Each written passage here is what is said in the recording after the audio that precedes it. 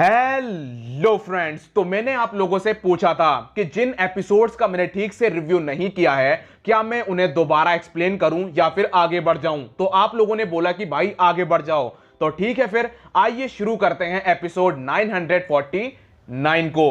Episode की शुरुआत होती है कबाब मात्सु से, जहां पर वो बोल रहा होता है कि लोग इसे कप्पा स्टाइल बुलाते हैं और वो रिवर ऑफ रेट्रीब्यूशन नाम की टेक्निक का इस्तेमाल करता है, जिसमें वो बंदा एकदम तूफान बन जाता है और वो बाबा नूकी के साथियों को मसल देता है। इसके बाद वो बोलता है कि तुम लोग पूछ रहे थे ना कि वो पॉइजन वाली मछली खाने में कैसी लगती है, तो मैं तुम्हें बताना चाहता हूं कि जब भी मैं उस मछली को खाता था मेरा मन करता था कि मैं उल्टी कर दूं और मेरे पेट की हालत खराब हो जाती थी, लेकिन फिर भी 13 साल तक मैं जिंदा रहा ताकि मेरे जो लॉर्ड हैं उन्हें बिल्कुल भी शर्मिंदगी महसूस ना हो। मैं इस दिन का इंतजार कर रहा था जब मैं कवामात्सु द कप्पा इस बैटल को ज्वाइन कर सकेगा। इसके बाद हमें एक एक करके सबके बारे में बताया जाता है। सबसे पहले बारी होती है कीकू की, जिसे Kiku Nojo of the fallen snow बुलाया जाता है। फिर बारी होती है राइजो की, जो कि फुकोरो का राइवल निंजा है, तो उसे राइजो ऑफ द मिस्ट बुलाया जाता है। और फिर बारी होती है कवामात्सु की,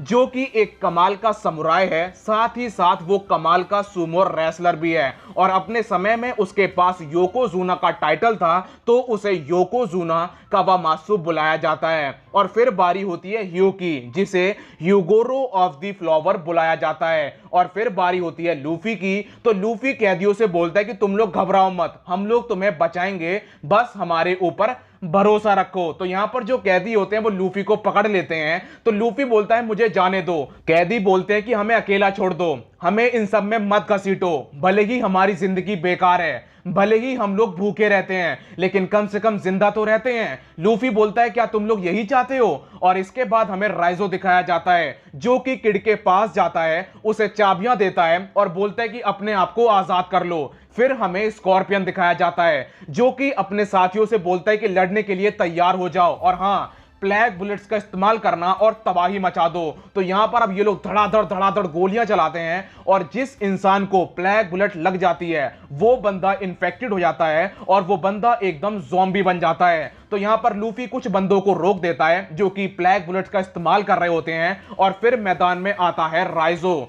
जो कि निन्पो लाइटनिंग शुरिकेन से सॉलिटायरे के ऊपर हमला कर देता है, लेकिन सॉलिटायरे उसके अटैक को रोक देती है। और फिर बारी होती है कीकू की, जो कि demon hand sent hurt evil slashing wave नाम की टेक्निक का इस्तेमाल करती है और वो ओपोनेंट की हालत खराब कर देती है। फिर बारी होती है ह्यूगोरो की, जो कि रियो हाकी का इस्तेमाल कर रहा होता है और बंदों को पीट रहा होता है। फिर बारी होती है कप्पा की, जो कि kappa style river of retribution नाम की टेक्निक का इस्तेमाल करता है और वो बंदा तबाही मचा देता है। वो बंदा बहुत ही ज्यादा फास्ट होता है। और फिर हमें किड दिखाया जाता है, जो कि सोच रहा होता है कि मैं इन चाबियों को उठाऊं या फिर ना उठाऊं। फिर हमें लूफी दिखाया जाता है, जिसके ऊपर प्लैग बुलेट से हमला हो जाता है, लेकिन वो सारी बुलेट से बच जाता है और वो सोल्जर के मुंह पर मुक्का रख देता है। फिर हमें बाबा नूकी दिखाया जाता है, जो कि इतनी तबाही को देखता है तो वो बहुत ज्यादा खुश होता है। और फिर हमें स्कॉर्पियन दिखाया जाता है, जो बोलता है कि मैं तुम्हें इस बुलेट के बारे में तो बताना ही भूल गया, इसे प्लैग बुलेट बोलते हैं और जो भी बुलेट एक इंसान को छू लेती है वो इंसान इन्फेक्टेड हो जाता है, उसका तापमान एकदम से बढ़ जाता है और उसे ऐसा लग रहा होता है जैसे उसकी बॉडी अंदर से जल रही है। वो इंसान खून फेंक देता है और बहुत ज्यादा पेन उसे महसूस होता है। जो इंसान इन्फेक्टेड होता है, अगर वो इंसान एक नॉन इन्फेक्टेड इंसान को छू लेता है तो वो इंसान भी इन्फेक्टेड हो जाता है। और इस बुलेट को बनाया है क्वीन ने और क्वीन इसे बुलाते हैं द मम्मी। इसके बाद वो बोलता है कि जितने भी इंसान हैं ये सारे इन्फेक्टेड हो चुके हैं और ये अब बन चुके हैं एक ह्यूमन वेपन, ये जिस भी इंसान को छुएंगे वो इंसान भी इन्फेक्टेड हो जाएगा। चॉपर बोलता है रुक जाओ, वायरस को मत फैलाओ, मैं तुमसे वादा करता हूं कि मैं तुम्हें ठीक कर दूंगा। और फिर हमें बाबा नूकी दिखाया जाता है, जो कि नॉन इन्फेक्टेड इंसानों से बोल रहा होता है कि तुम भी जाके उनसे लड़ो, नहीं तो मैं तुम्हें विद्रोही समझ लूंगा और तुम्हारे ऊपर हमला कर दूंगा। तो यहां पर जो नॉन इन्फेक्टेड इंसान होते हैं वो लड़ना नहीं चाहते हैं, लेकिन फिर भी उन्हें लड़ना पड़ रहा होता है। और इसके बाद हमें इन्फेक्टेड इंसान दिखाए जाते हैं, जो कि बोल रहे होते हैं कि अगर तुम लोग यहां पर नहीं आते तो हमारा ये हाल नहीं होता।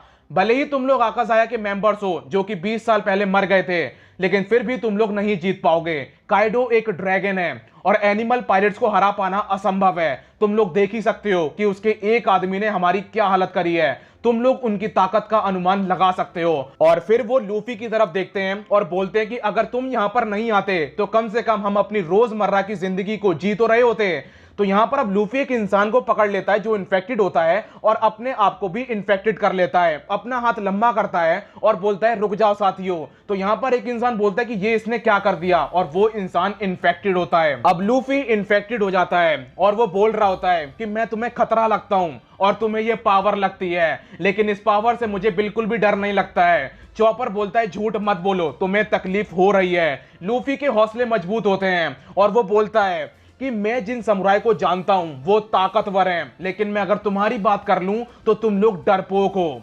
तुम लोग इसे जिंदगी बोलते हो। ये लोग तुमसे जितना काम बोलते हैं तुम उतना काम करते हो उन डंपलिंग्स के लिए, और तुम्हें वो डंपलिंग्स बस इसलिए दिए जाते हैं ताकि तुम लोग मरो ना और तुम लोग जिंदा रहो, और तुम इसे जिंदगी बोलते हो। लूफी उन्हें उठाता है और उन्हें पीछे पटक देता है, बोलता है कि जाग जाओ, तुम लोग बस एक स्लेव हो। इसके बाद मैदान में तामा और मोमो आ जाते हैं, जहां पर तामा अपने बड़े भाई को देखकर बहुत ज्यादा खुश होती है और यहां पर मोमो बोलता है कि तुम्हारे बड़े भाई की हालत ठीक नहीं लग रही है। और फिर हमें लूफी दिखाया जाता है जो बोलता है कि मैं बानों से बिलोंग नहीं करता हूं। क्या इसमें कुछ गलत है? क्या बाहरी दुनिया का इंसान बानों में आकर बानों को नहीं बचा सकता है? मैंने एक वादा किया है अपनी फ्रेंड तामा से कि मैं वानों को ऐसा बना दूंगा जहां पर जो इंसान जितना खाना चाहता है उतना खा सकता है, और मैं इस वादे को पूरा करूंगा और वानों को इस नर्क से बाहर निकालूंगा। मैंने ओडिन के बारे में सुना, क्या कमाल का इंसान था वो, लेकिन 20 साल पहले काइडो ने उन्हें मार दिया।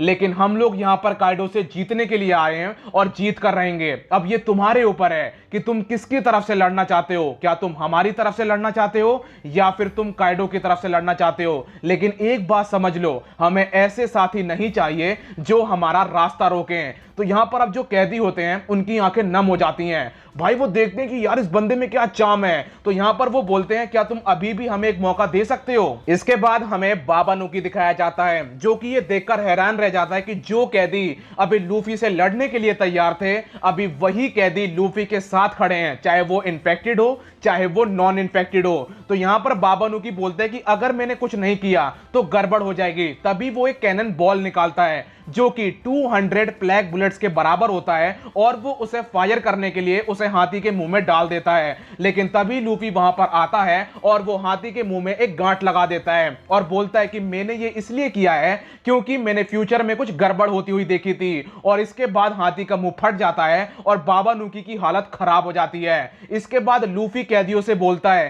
कि स्कॉर्पियन और सॉलिटायरे मैं तुम्हारे हाथों में छोड़ता हूं। और भाई साहब अब जो कैदी होते हैं वो बिल्कुल जोश से भरे होते हैं और वो स्कॉर्पियन और सॉलिटायरे को मसल देते हैं। और यहीं पर एपिसोड खत्म हो जाता है। मिलता हूं अगली वीडियो में, जब तक के लिए अपना ख्याल रखिए, कोरोना से सावधान, गुड बाय।